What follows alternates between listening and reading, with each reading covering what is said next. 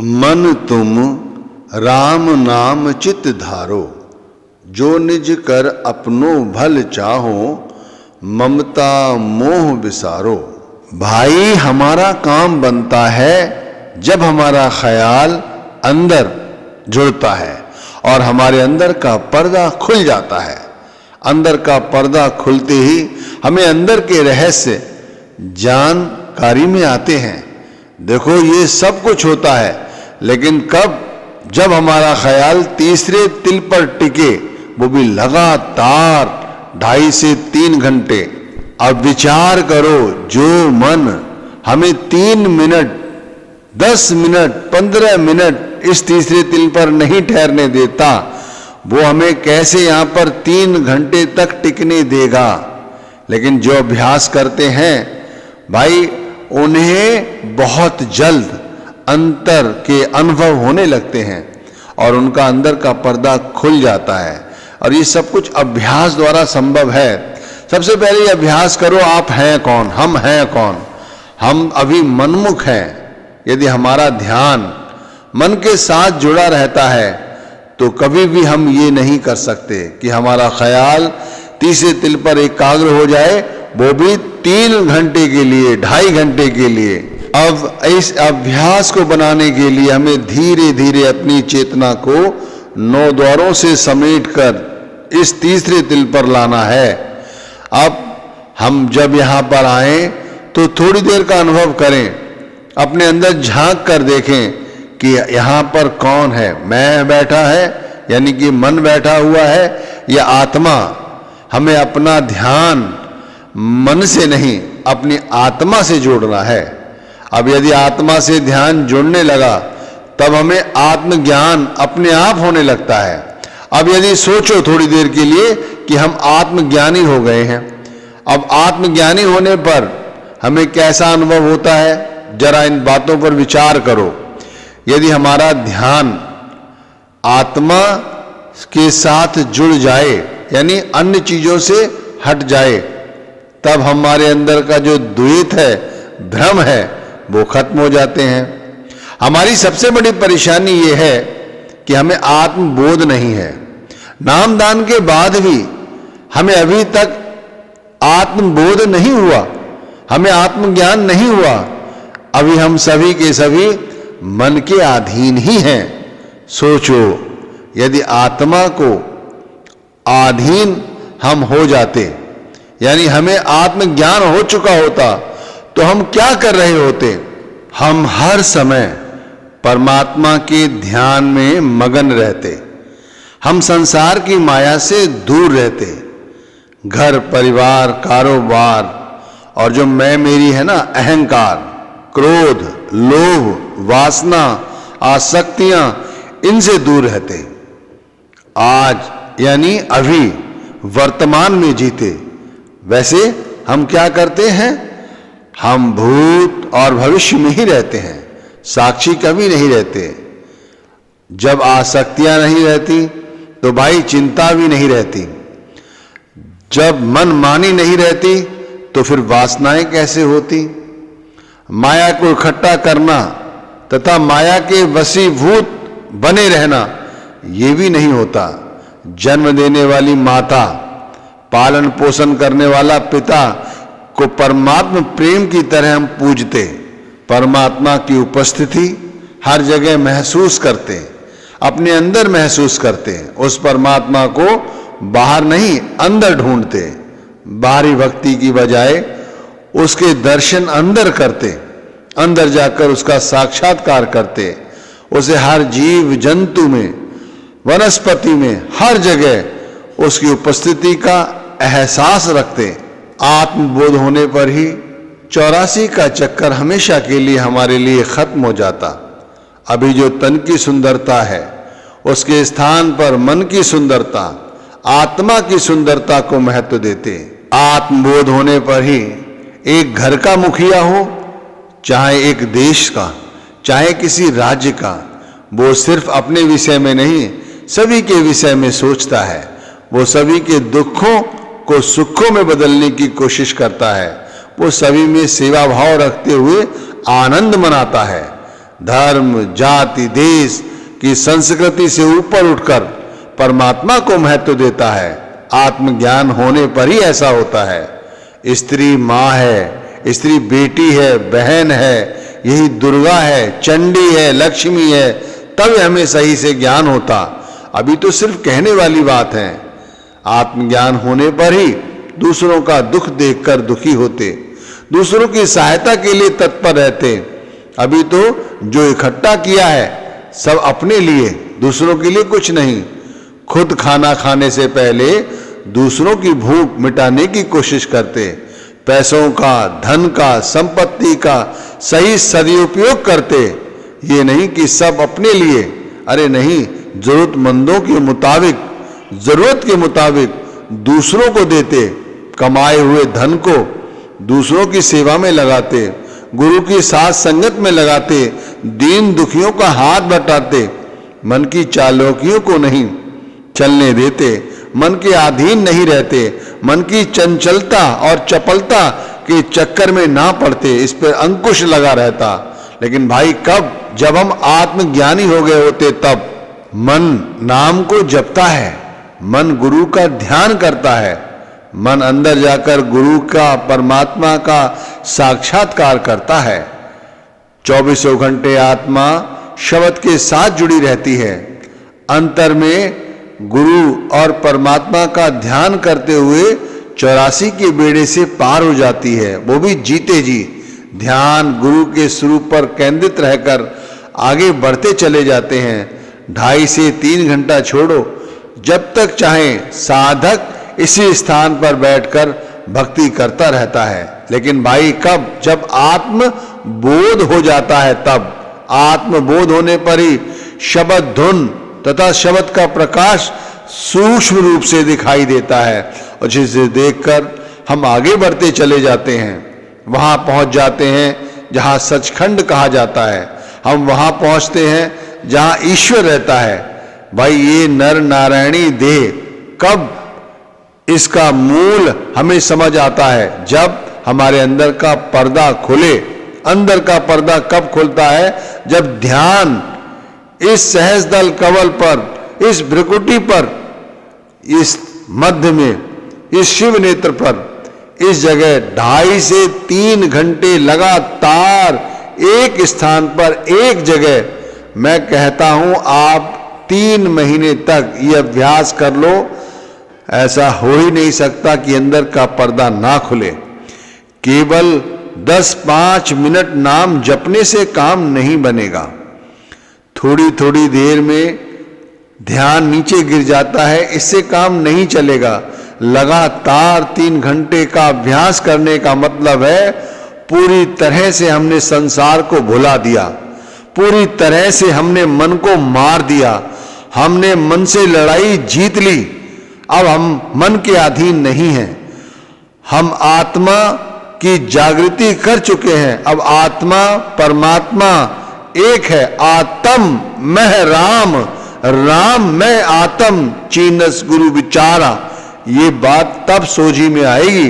विनती की गई है ना कि भाई अपने अंदर उतर कर उन रहस्यों को देखो, उन चमत्कारों को समझो जो अंदर है। लेकिन उसके लिए हमें 3 घंटे एक साथ एक स्थान पर बैठकर ध्यान को केंद्रित करना होगा। वो केवल और केवल अपने अभ्यास द्वारा ही संभव है। जब हम पूर्ण रूप से अपने आप को गुरु के सुपुर्द कर दें तब ये संभव है। अब जैसे हमने आपको बताया कि यदि हम आत्मज्ञानी हो गए होते, हमें आत्मबोध हो गया होता, तो हमारे साथ ऐसा होता। और अभी हम मनमुख हैं, इसलिए हमारे साथ क्या हो रहा है इसे बताने की आवश्यकता नहीं है। ना हमें सूर्य का प्रकाश अंदर दिखाई देता है, ना हमें कोई तारा मंडल अंदर दिखाई देता है, ना ही हम 3 घंटे तक इस सहस्रदल कवल पर, इस शिव नेत्र पर टिक कर रहते हैं। तो अब हमें क्या करना है, कैसे ये अंदर का पर्दा खोलना है, अब इस पे चर्चा कर लेते हैं। देखो भाई, संत मत जो है वो अगर पूरी तरह से समझना चाहते हो तो अपने आप को पूर्ण रूप से गुरु को सौंप दो। भाई 24 घंटे होते हैं, उसके अंदर यदि 3-4 घंटे निकाल लो वो भी परमार्थ के लिए, तो कोई बड़ा काम नहीं है। गुरु को क्या 2-3 घंटे नहीं दे सकते हम अपने लिए, अपनी आत्मा को मुक्त कराने के लिए? 3 घंटे आप समझो, ना गुरु आपसे कोई धन मांग रहा है, ना ही वो आपसे कोई संपत्ति चाहता है, ना वो ये चाहता है कि तुम आओ और उसके गुरु घर में आकर सेवा करो। वो कहता है तुम जहां हो उसी जगह बैठकर लगातार 3 घंटे नाम के साथ जुड़ो। अब जैसे संत भीखा जी की बात उपदेश रूप में शुरू में कही, जैसे विनती की गई थी, मन तुम राम नाम चित धारो, जो निज कर अपनो भल चाहो, ममता मोह विसारो। अब भाई अभ्यास बनता है केवल 3 घंटे एक जगह एक साथ बैठकर जब हम नाम को जपते हैं, तब ध्यान को इस जगह शिव नेत्र पर जोड़कर रखते हैं, तब आंखों के पीछे ख्याल रखते हैं, तब जब हमारा ख्याल यहाँ टिकने लगता है तब वो नीचे नहीं गिरता, तब वो ऊपर चढ़ता है। धीरे धीरे एक रूहानी मंडल से दूसरे रूहानी मंडल तक, दूसरे से तीसरे रूहानी मंडल तक, तीसरे से चौथे रूहानी मंडल तक ये चढ़ता ही चला जाता है। जैसे जैसे अभ्यास बनता है वैसे वैसे हमें अंदर बहुत कुछ दिखाई देने लगता है, अंदर हमें बहुत कुछ सुनाई देने लगता है। अब बाहर भक्ति करते हैं जाकर तो बाहर के शोर ही अंदर सुनाई देते हैं जब हम भजन करने बैठते हैं, सुमिरन करने बैठते हैं। लेकिन जब हम अंदर जाकर ही भक्ति करते हैं, तब यदि हम भजन करें तब हमें अंदर की बात ही समझ आएगी, अंदर की ही सोझी आती है। अब अंदर जो हमने परपंच यानी अंदर माया बसाई हुई है और बाहर हम अपने आप को बताते हैं कि हम साधु हैं, संत हैं, ये जो चतुराई, ये कपट, भाई ये भजन करते समय हमारी पोल खोल देती है, क्योंकि हमारा मन इन्हीं के साथ जुड़ा रहता है। कहा है ना, अंदर में परपंच बसायो, बार भेक सवारो, बहु विपरीत कपट चतुराई, बिन हर भजन विकारो। भाई बुरा मत मानना, लेकिन हकीकत यही है कि हम बाहर यही सबको दिखाते हैं कि हम बहुत बड़े सत्संगी हैं। काहे बात के सत्संगी भाई?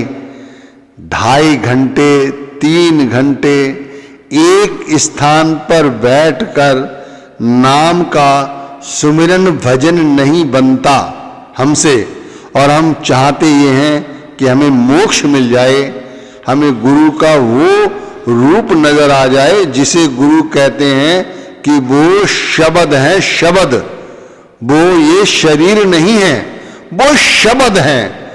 तो वो शब्द जिसे सूक्ष्म शब्द कहते हैं, वो तो जब ही दिखाई देगा जब हम मेहनत करेंगे, तीसरे तिल पर एकाग्र करेंगे अपने आप को। सारा खेल इस स्थान से ही है। ध्यान रखिए, जिसने इस स्थान पर विजय प्राप्त कर ली उसने अपने मन को जीत लिया, उसने गुरु का सानिध्य प्राप्त कर लिया। मैं कहता हूं उसने मोक्ष प्राप्त कर लिया। वो जीते जी सब कुछ प्राप्त कर लेगा। संसार की माया इकट्ठी कर लोगे, ठीक है भाई, पर काहे काम की जब वो हमारे साथ नहीं जा रही है?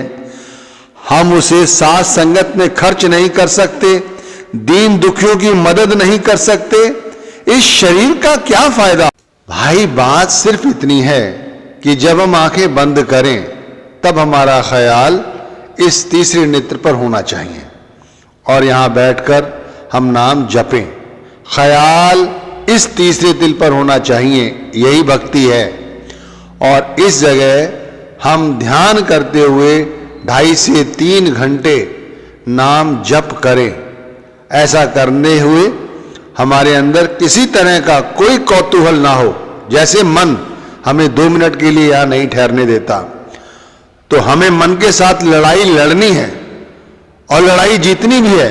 भाई यदि तुम ये सोचते हो कि बगैर मन से लड़ाई जीते हुए तुम यहाँ पर 3 घंटे तक एक साथ एक जगह बैठकर नाम जप कर लोगे तो गलत सोचते हो। मन को हराना ही होगा। और मन हारता कैसे है? केवल नाम के सुमिरन से मन हार जाता है। जब हम नाम जप करने बैठते हैं, ख्याल को इस सहस्त्रदल कमल पे लाते हैं, नाम जप करना शुरू कर देते हैं, तो मन जोर से ताकत लगाता है कि वो नीचे की ओर गिरे। लेकिन यदि हमारा इरादा मजबूत है, हमें गुरु पर विश्वास है, तो भाई तीसरे तिल पर ही हमारा ध्यान जमा रहता है। मन चाल चलता है लेकिन इधर चलता है, लेकिन उसकी चलती कुछ नहीं, और फिर असहाय होकर बैठ जाता है। क्योंकि हमारा ख्याल, हमारा दृढ़ निश्चय, हमारा विश्वास उसे अपने ऊपर हावी नहीं होने देता। और हम ये रोज रोज करते हैं, एक दिन नहीं करते, 10 दिन नहीं करते, 3 महीने नहीं करते, हमें तो ये लगातार करते रहना है। भाई मैं कहता हूं 3 महीने लगातार एक स्थान पर बैठकर आप नाम जपो, 3 घंटे गुरु के स्वरूप का ध्यान करो, अंदर का पर्दा जरूर खुलेगा। ऐसा हो ही नहीं सकता कि अंदर का पर्दा ना खुले। गुरु पूरा है, शब्द पूरा है, नाम भक्ति करने के लिए कहा जा रहा है, कोई बाहरी भक्ति करने के लिए नहीं कहा जा रहा है। अपने अंदर उतरकर उस प्रभु का साक्षात्कार करने के लिए कहा जा रहा है। यही सच्ची भक्ति है, यही सच्चा तरीका और सच्चा साधन है। भाई गुरु घर में कहा भी गया है, जिन अंतर शब्द आप पछाणा, गत मित तिन्ही पाई। जिन्होंने अपने अंदर जाकर उस शब्द को पहचान लिया है, जिसने अपने अंदर जाकर उस शब्द के साथ अपनी लिब जोड़ ली है, उसी को यहाँ गत मत तिन्ही पाई, वही सही तरह से गुरु भक्ति नाम भक्ति कर पाते हैं। अभी अभ्यास की बागडोर किसके हाथ में है? मन के। मन चाहता है तब हम उठते हैं। मन ने चाहा कि उठो और नाम भक्ति करो तो करने लग गए। मन कहता है चलो सत्संग सुनने चलते हैं तो चले गए। मन कहता है कि भाई थोड़ी देर विनती प्रार्थना सुन लो तो सुन ली। अरे मन के अधीन है अभी हमारी भक्ति। हमें मन के अधीन नहीं रहना है, हमें आत्मा के अधीन होना है। मन कहे उठ के बैठो या ना कहे उठकर बैठो, हमें उठकर बैठना है। मैंने क्या कहा? जिन्हें आत्मबोध हो गया है वही गुरु भक्ति सही तरह से कर पाते हैं। वही लगातार 3 घंटे एक स्थान पर बैठकर एक साथ नाम जप कर सकता है। भाई मन के अधीन नहीं, आत्मा के अधीन। आत्मा शाश्वत है, परमात्मा की तरह। जब आत्मबोध हो जाता है कि शब्द ही ईश्वर है, गुरु ही परमात्मा रूप में इस समय हमारे सामने मौजूद हैं, तो फिर आत्मज्ञानी होने पर व्यक्ति द्वैत छोड़ देता है और फिर गुरु ने जो कहा है उसी को सर माथे रखते हुए अपने कार्य करने शुरू कर देता है। वो रात्रि के तीसरे पहर उठता है और यज्ञ करता है।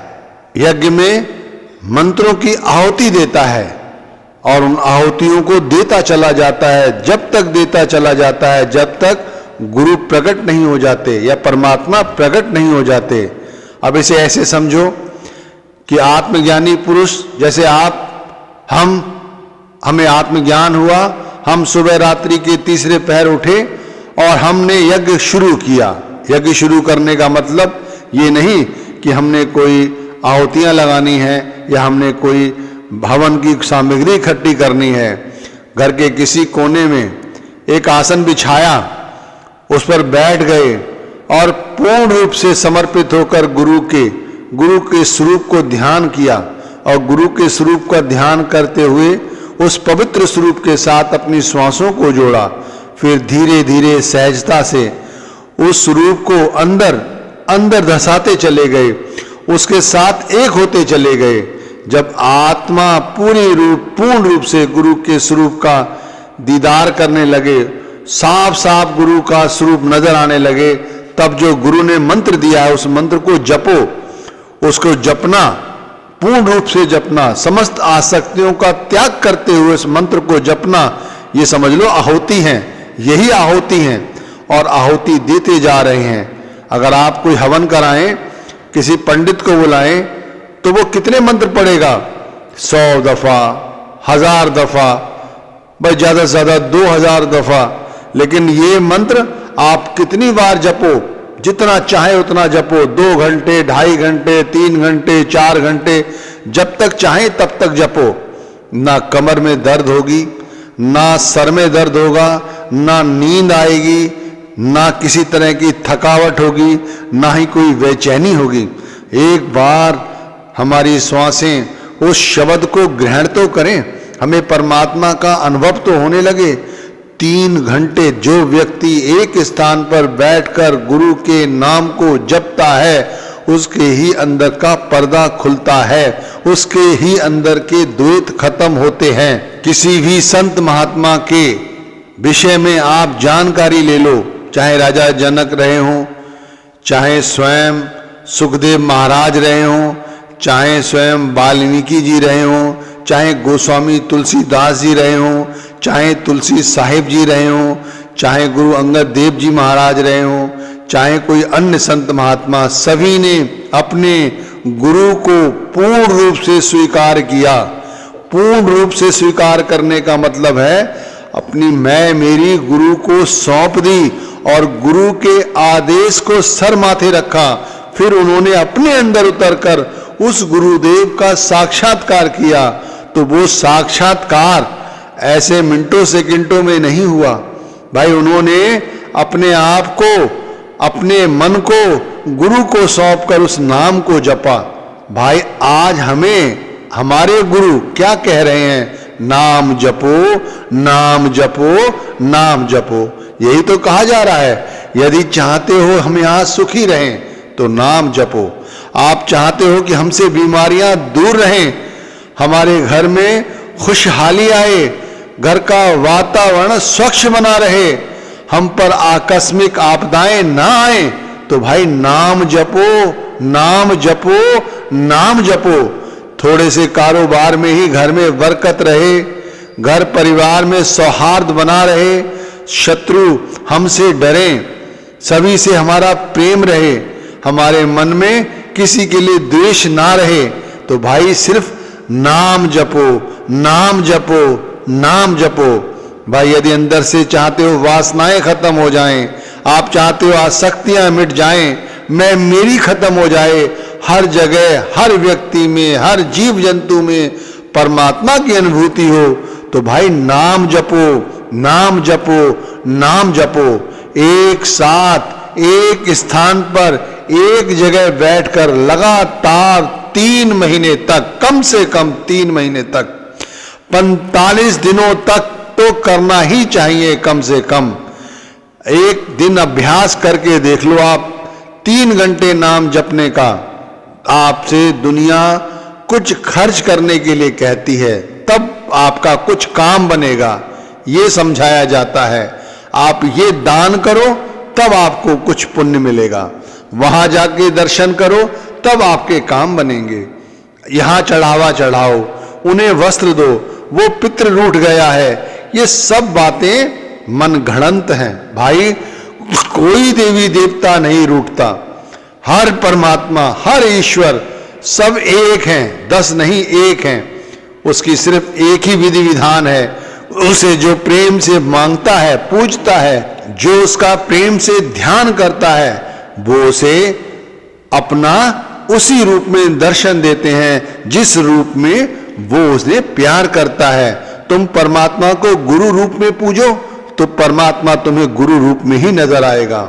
आप अंदर जाकर गुरु का सूक्ष्म स्वरूप भी अनुभव करोगे तो आप क्या पाओगे? अनुभव है कि अंदर भजन में बैठे हुए सुंदर प्रकाश का अनुभव कर रहे हैं, अंदर प्रकाश का अनुभव कर रहे हैं, धीनी धीनी, मीनी मीनी और बड़ी अच्छी हवा महसूस कर रहे हैं कि एकाएक ऐसा लगता है कि गुरु का स्वरूप आ गया। हमने गुरु का स्वरूप याद नहीं किया। भजन में कुछ याद करने की आवश्यकता नहीं है, ध्यान करने की जरूरत नहीं है, केवल ध्यान लगाकर अंदर क्या हो रहा है ये जानने की आवश्यकता होती है। हमने ध्यान लगाया हुआ है अंदर और हम देख रहे हैं शब्द को, सुन रहे हैं शब्द को, शब्द की धुन को, शब्द के प्रकाश को, और एकाएक गुरु का रूप सामने आ जाता है, गुरु का सूक्ष्म रूप ही है ये। फिर उसी धुन में, उसी प्रकाश में फिर विलुप्त हो जाता है। तो ये क्या है? ये अंदर साक्षात्कार है गुरु का। और उसके बाद जब हम उठते हैं भजन से, सुमिरन से, तो ऐसा अनुभव करते हैं कि हमारा शरीर कितना हल्का हो गया है। हमें कोई चिंता नहीं, हमें कोई फिक्र नहीं, हमें किसी चीज का डर नहीं। हमारी आयु चाहे 80 वर्ष की हो गई है, चाहे 85 वर्ष की, चाहे हमें असाध्य रोग भी लगे हुए हैं, लेकिन ना तन का होश है, ना ही किसी तरह से जीने की आसक्ति है, ना ही मरने का डर है, ना कुछ छिन जाने का डर है। सिर्फ एक ही चीज है कि जो अनुभव सुमिरन और भजन के दरमियान अभी हमारे साथ होते हैं, वही मृत्यु के समय जब यहां से हम चलें तब हमारे साथ हों। अब अंत में जैसे भीखा साहिब ने कहा, ज्ञान ध्यान और करहु धरहु दृढ़, शब्द स्वरूप विचारो, कह भीखा लौलीन रहो उत, इत मत सुरत उतारो। हमें अपना स्वरूप, हमें अपना लक्ष्य शब्द को बनाना है, शब्द धुन को बनाना है, शब्द के प्रकाश को बनाना है, गुरु के सूक्ष्म स्वरूप को बनाना है। हमारा ज्ञान यदि सुमिरन भजन के अलावा कुछ और है, हमारा ध्यान यदि गुरु का स्वरूप न होकर कुछ और है, हमारा लक्ष्य कुछ और है, तो अभी हम गुरु भक्ति के लायक नहीं हुए। हमें अपने आप को गुरु में लौलीन करना है, यानी शब्द के साथ जुड़ जाना है। सारे कारोबार, सारी धन संपत्ति, सारा परिवार, सब कुछ गुरु को सौंप दो। इसका मतलब ये नहीं है कि गुरु तुम्हारे धन का भूखा है। भाव, सिर्फ भाव लाने हैं, देना किसी को कुछ नहीं है भाई, सिर्फ भाव। मेरा कुछ नहीं है। हम एक आरती गाते हैं, सब कुछ तेरा स्वामी, सब कुछ है तेरा, मैं तेरा तुझको अर्पण, क्या लागे मेरा। ये सिर्फ हम आरती गाते हैं, तो क्या हम परमात्मा को दे देते हैं? हम देते नहीं, हम तो सिर्फ कहते हैं। लेकिन जिस दिन ये अनुभूति हो गई कि सब कुछ है तेरा, तेरा तुझको अर्पण, क्या लागे मेरा, उस दिन सही तरह से हमें अनुभूति होगी। तो भाई सारे सत्संग का निचोड़ क्या है? आप फिर से सुने। सारे सत्संग का निचोड़ यह है कि हमें अपने अंदर का पर्दा खोलना है। जब तक अंदर का पर्दा नहीं खुलेगा, तब तक हमें शब्द का सही रूप पता नहीं चलेगा। जो गुरु ने शब्द दिया है, वो गुरु हमारे सामने साकार रूप में है। जो शब्द हमें दिया है वो वर्णात्मक है, क्योंकि अभी हम उसके साथ जुड़े नहीं। जिस दिन वो शब्द हमारे अंदर फूटेगा, हम मेहनत करेंगे, लगातार एक स्थान पर एक जगह बैठकर लगातार 3 घंटे नाम का सुमिरन ध्यान भजन करेंगे, तब वो शब्द हमारे अंदर फूटेगा। जिस दिन वो शब्द अंदर फूटा, तब वो शब्द धुनात्मक होगा। ऐसे नहीं जैसे कह दिया कि वो शब्द धुनात्मक है, वो धुनात्मक नहीं होगा। धुनात्मक तभी होगा जब वो फूटेगा। जब वो अंदर फूटता है, तभी ख्याल शब्द के साथ, परमात्मा के साथ जुड़ता है, तभी अंदर का पर्दा खुलता है। जब अंदर का पर्दा खुलता है, तब एहसास होता है कि परमात्मा हर जगह है, ईश्वर सर्वत्र है, पत्ते पत्ते में है, हम में है, तुम में है, जीव जंतु में है, सभी में है। जब ये अनुभूति होती है, हम परमात्मा से डरते हैं। कोई ऐसा गलत कार्य ना हो जाए जिससे परमात्मा हमसे रूठे और हमारी भजन बंदगी हमसे छूट जाए।